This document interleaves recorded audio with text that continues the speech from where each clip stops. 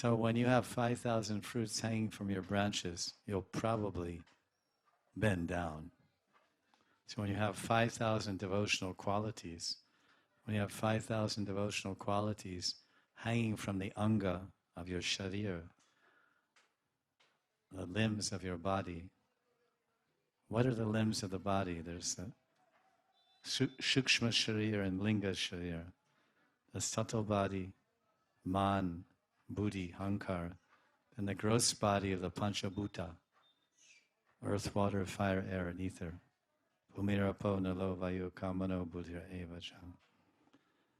So when these elements, the gross elements of the body, physical body, and the subtle aspect of our being are saturated with Krishna conscious humility, then one bends down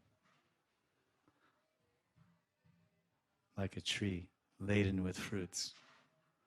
Their bodies bend down, their heads bend down, their minds bend down, their thoughts bend down, their vision bends down, and their words bend down.